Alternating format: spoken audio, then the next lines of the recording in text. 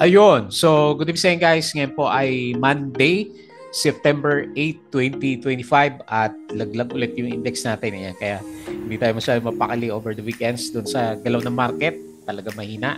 So, another 327.62 million net foreign sale na naman yung market natin. Hindi pa tapos yung yung pullback ng PSE market. So, negative 77%. So marami na naman sa mga blue chips, especially at mga banks, no? Sa online gaming, si Plus, sa bank, si BPI, Ali. So ang dami nag-drop, nag-pullback ng mga stocks. Tapos ng umaga, kung pasin nyo, puro mga mining stocks yung nagliliparan sa umaga. So ilan sa kanila is nag-close na maganda. Ayan. So mining lahat to. Apollo, SEC at saka si EPX natin. Pero yung iba, nalaglag, kagaya ni Plus at saka si Web naman. Okay? So sa global market, kagabi, okay lang siya. No? Medyo, rather last Friday, nag-drop si US market pero parang negative 0.3 lang siya. So ngayon, tingnan, hindi ko nakita yung yung futures, parang verde yung napansin ko na futures ng US market. And then si Bitcoin bumabalik ulit sa 111K. So sa Pilipinas, ano ba yung mga balita natin dito? Yung flood control pa rin eh. Mainit pa rin na pinag-uusapan. Ang dami palang congressman na mayroong sariling negosyo na construction and then sa kanila na award yung mga projects. So yari, 'di ba? So pinag-iinitan ngayon yung mga congressman sa Pilipinas. Ayan, so grabe. Uh, walang sabi ng isang sino ba 'yan? Congressman Toby ba 'yan? Yung sabi na walang delikadesa. Ayan. So anyway, abangan din natin yun. Maganda yung mga balita eh. So ang dami. So maganda lumalabas yung mga problema sa Pilipinas. Not so good para sa stocks kasi parang sign of corruption. Pero at least kung meron naman nagsasolve, then sana masolve na siya. Okay, para sa Pilipinas at saka para sa stock market din natin. Ayan. So continuous yung yung pagka bearish na market, pagka ghost month as of this time. So nauna sa bearish natin si Plus, ito yung humila ng ng index natin. So negative 7.78%. So napupunta na siya doon sa next na pinaka-support level. Hopefully mag-bounce kasi malaki na rin yung nawala sa kanya simula na ma-break yung triangle formation natin sa kanya. And then next si Web, negative, ilan ba to? Malaki din 16.89%. So nag-drop si Web kasabay ni Plus with the negative 12.41 million net foreign sell. SGP, so ito, ang laki naman ng gap neto kung i-feel niya, di ba? Ang laki nung gap down niya dati. So 4.31%. So diretso si SCP and meron siyang 23.2 million net foreign buy. So Apollo, lumarga na rin, 7.69%. Last Friday, maganda yung close niya. And then sinundan ngayon, negative 28.7K net foreign sell. SEC. So malapit na daw kasi yung dividends, 'di ba, October. So 5.29% nagap siya and meron siyang 849. Malaki ah. Tama ba to? 8.49 million net foreign buy. 800 ba o? Siguro 8.49 million net foreign buy and then si APX continuous din siya mga mining stocks 3.9% verde and then meron siyang 35.3 million net foreign buy. Okay, so yun po yung mga pag-usapan natin.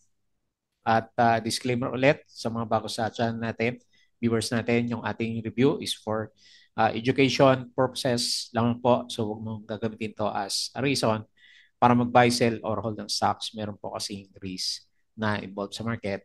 Due diligence na lang po ako ng stocks yung bibili nyo. And then follow mo lang po ako dito sa ating Palabra Trader na YouTube channel. Subscribe ka lang.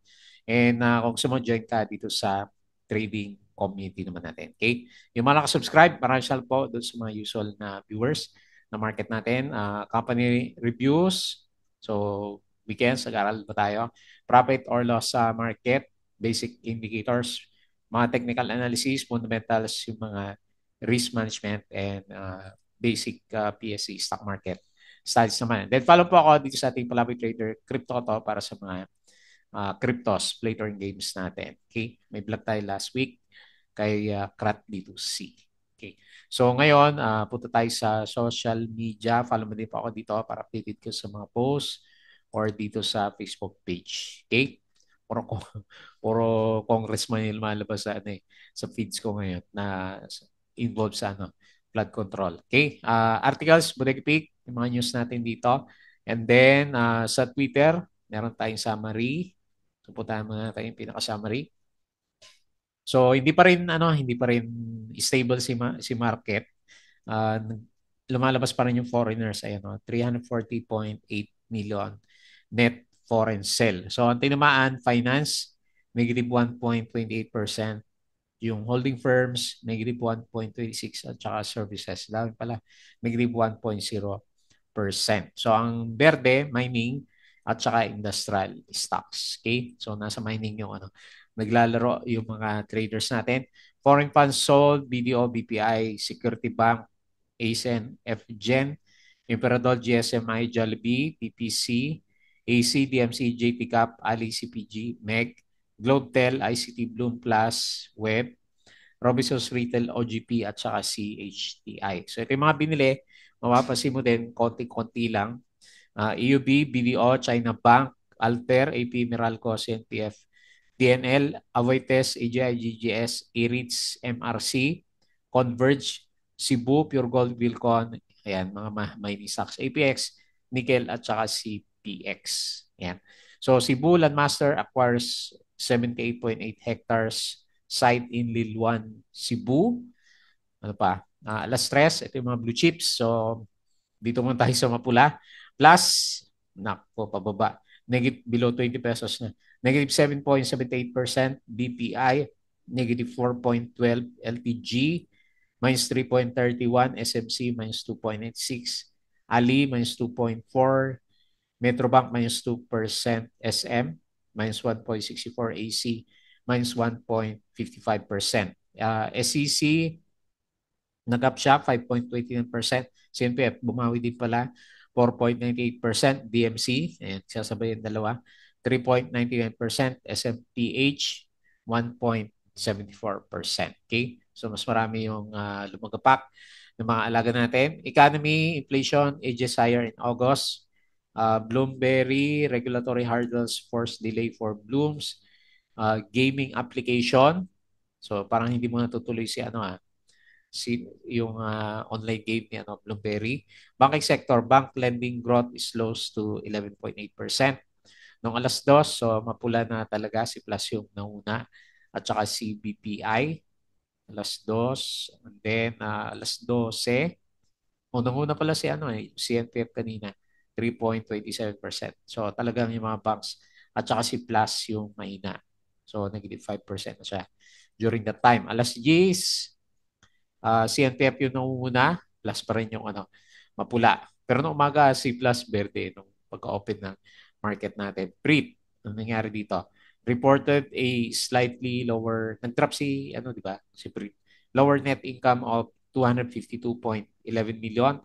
Ayala Corporation accelerating efforts to meet its 2050 goal. SMPH, mall arm of SMPH is expanding in China. Ali is pursuing simultaneous growth across all its core business. Okay, si Preet drop nung Friday to eh. Pero ngayon drop pa rin siya. And then play for next week. Ayan, so ito yung play. Konektadong Pinoy. Hindi gumalaw yata ito mga to. Now, TBGI, MRC.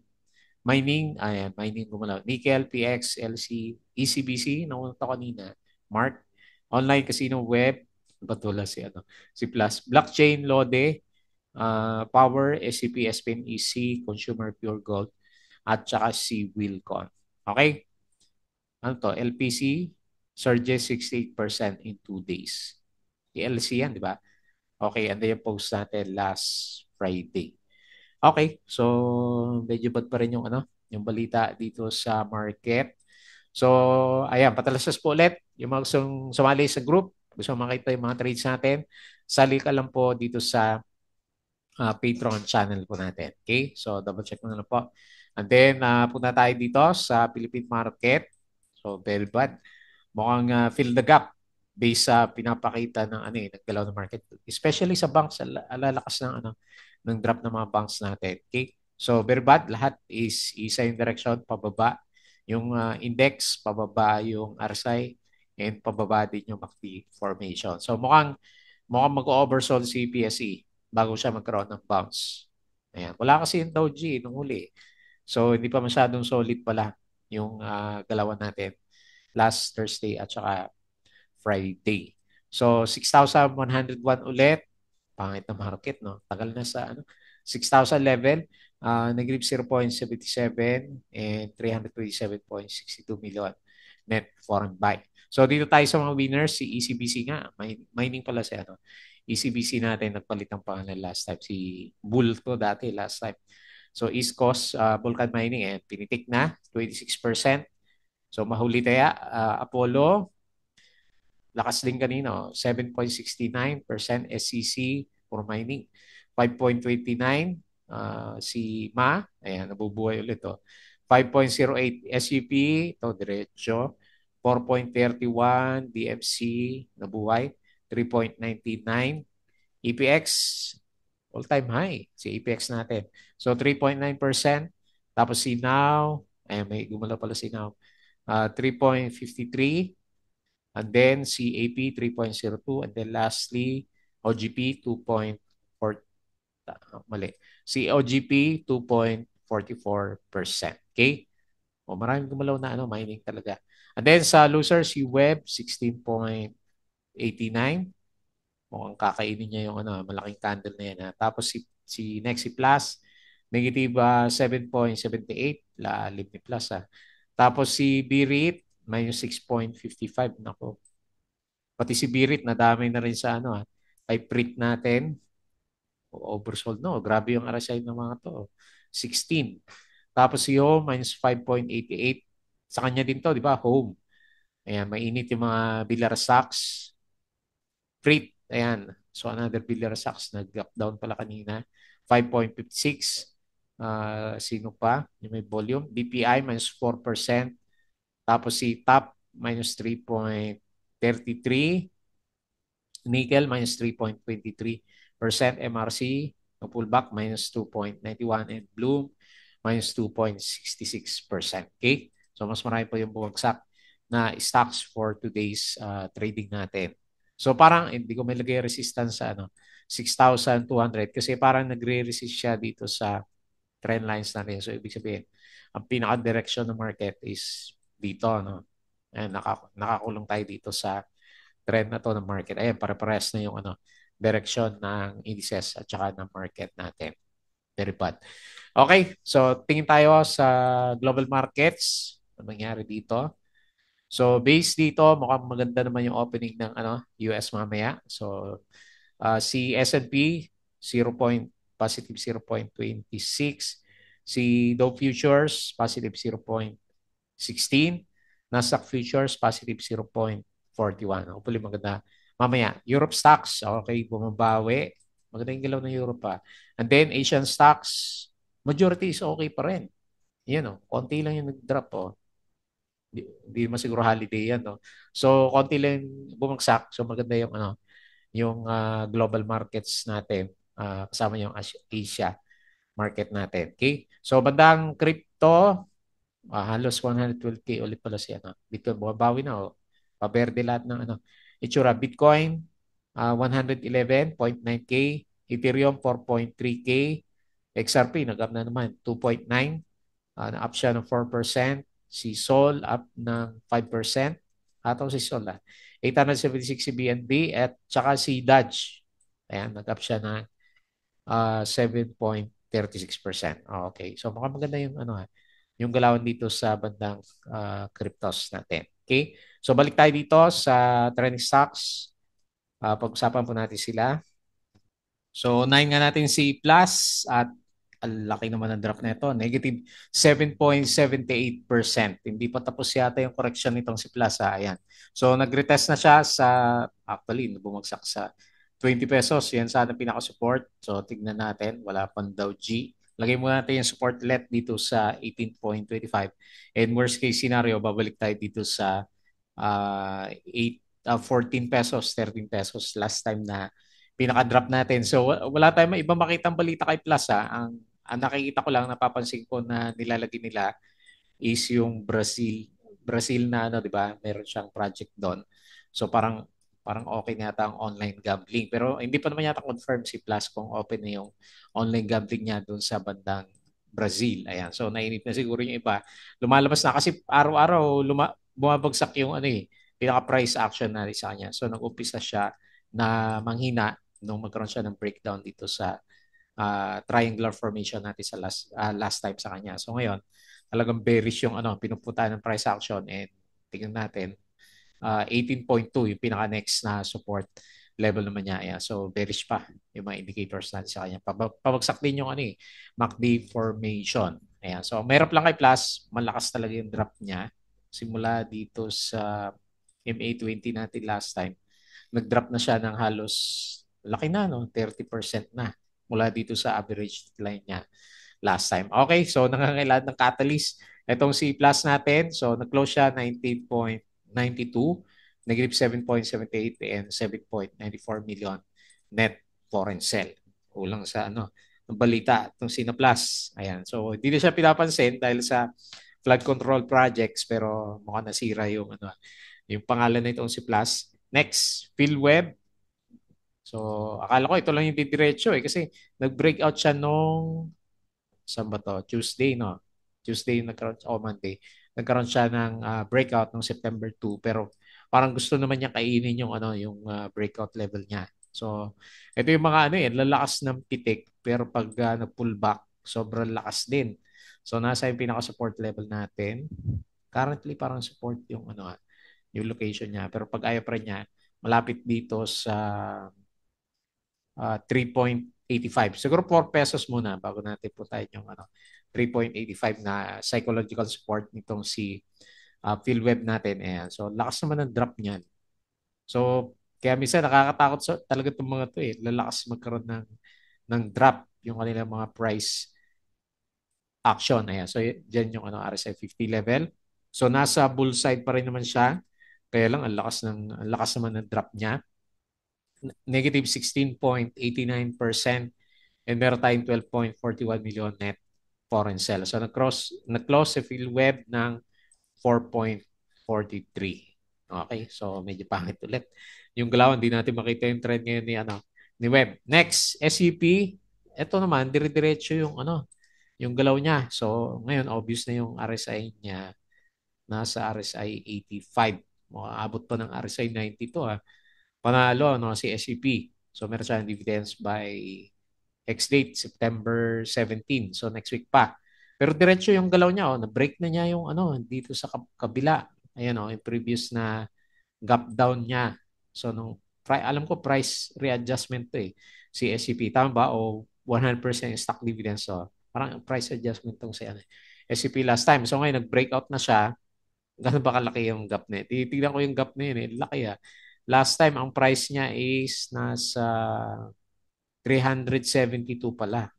So nagkaroon na readjustment dito last time eh. So panalo, tingnan natin, baka mali ako. Dividends 1%. Hindi ko tanda yung niya eh. Last na reason niya last time bakit siya So wala naman, no. Wala siya nilagay na malit yung yung picture natin. Hanapin lang natin alam ko price readjustment kasi ito eh. Ayan, wala naman siyang malaking dividend. So price readjustment to last time si SCP. So kumbaga, lampas na siya doon sa 370 last time kasi naka-breakout na siya doon sa dito sa previous na gap down ng price action. Okay? So tingnan natin, malapit na ba to? Mukhang malapit na. So tingnan nyo na lang kung hawak nyo kasi RSI 85 and parabolic. Grabe yung pagka-parabolic nito kasi SCP. So dito na lang muna, support and wala kasi resistance, di ba? Wala siyang gap yan eh. So tingnan natin. Pero kung psychological resistance, 18 pesos. Pwede, Okay, 17 o 18 pesos. So lagay ko na lang dyan pero um, remind ko is overbought na si SCP natin. So nag-close 16.96 tapos 4 parabolic na kasi yung galaw natin. Yung close is up ng 4.31% and 23.2 million net foreign buy. Okay? So dito naman tayo sa mga mining stocks. Apollo. So tumuloy na yung kanyang price action. Sakto lang ba? So parang breakout naman na eh. So anyway, meron siyang malapit na resistance dito sa 0.0075. Nakita ko yung mga post nila. Maraming nagwa-warning dito kina Apollo kasi syempre hindi naman maganda talaga yung yung punda ng mga to. So more on ano 'to eh. Traders move lang. Ayan negative net income negative. Ayan. So check niyo lang pero syempre hangga't mayroong nagti-trade, umakyat yung price action natin sa kanya. So bullish yung galawan, up siya 7.69, sinakto 0.0007 yung close and negative 28.2K net foreign sell. Ayan, uptrend ulit si Apollo natin. Next, SCC. So yun lang naman yung alam ko na catalyst natin sa kanya. Biglang pumalo yung price action niya ng oras. Mga 11:30 no. Biglang pumalo ng konti yung price action. So ang tagal din ng consultation nitong si SCC natin from kung dito sa dividends, April. So ang tagal, April, May, June, July, August, September. So 6 months halos na nag-sideways siya. Ayan. So dami yata nakaipon ng SCC tapos biglang break out yung price action natin. So ngayon, ang titignan ko muna dito sa gap. Fill the gap muna, 36.2. Then saka tayo mag-decide kung magkano yung dividends niya. Kung ilan yung iakyat ng price action. Ayan. So dividend stocks lang. Tingin natin itong si SCC. Nag-overbought na rin pala siya. Kasi yun naman talaga yung pinaka-historical chart niya. So nagsa-sideways lang siya pero namimigay ng malalakas na dividends. Pero yung April na niya medyo mahina eh. Hindi na siya nagbibigay ng yung more than 10%. Tingnan natin for this upcoming dividends ni SEC. Pero alam ko October pa yung dividends. Ang tanong nila kasi magkano. Ayan. So nag-close siya 34.85 and meron siyang 5.29% na move, 8.49 million net foreign sell. And then lastly, APX, mining stocks ulit, puro mining. Ayan, so all-time high ba to? Tama ba? Kung may resistance tayo dito sa kabila, 8. 8 yung pinaka-close, sinagad itong si APX na ito. For the time being na siya, gumagalaw siya, breakout na, no? All-time high na si APX natin. Okay, so wala din resistance sa bandang taas. So ganyan na lang muna kasi ang support talaga is nasa 7.26 or pwede natin ibalik yung trend channel na malaki kasi ganoon naman yung price action niya. Ayan. So kung ito susundan natin, ang pinaka-resistance pa around dito sa 8.8. So tignan natin. Hopefully umabot siya. Pero overbought na yung niya yung RSI niya. Medyo malapit na rin siguro to si APX natin, 75. Yung pinaka-RSI ayan. So diretso, paparabolic na yung price action, yung RSI at saka MACD formation natin. Okay? So 8 ang close, 3.9, 35.3 million net foreign buy. Okay? So balik tayo dito sa PSE. So hanggat ghost month, tapos may mga corruption na na mga balita, mukhang mahina pa rin yung trust na investor ulit dito sa market natin. Ayan, mukhang ganun pa rin, no? Mag-aabang na lang tayo ng mga pipitik-pitik na stocks kasi majority ng mga big caps wala pa rin, mahina pa rin yung galawan po nila. Okay? So, yun na lang muna yung ating review. As usual, bago tayo close, please don't forget to subscribe dito sa ating Palabra Trader na YouTube channel dito sa Crypto Ko To. Ayan, meron tayong bagong vlog dyan. Sa social media, Facebook account na Palabra Trader or Facebook page, follow mo na lang. Bodega Pic, Twitter, and Patreon sa mga susunod guide. Sali na pa kayo dito. Okay? So, yun lang. Maraming salamat. Kita ulit tayo bukas.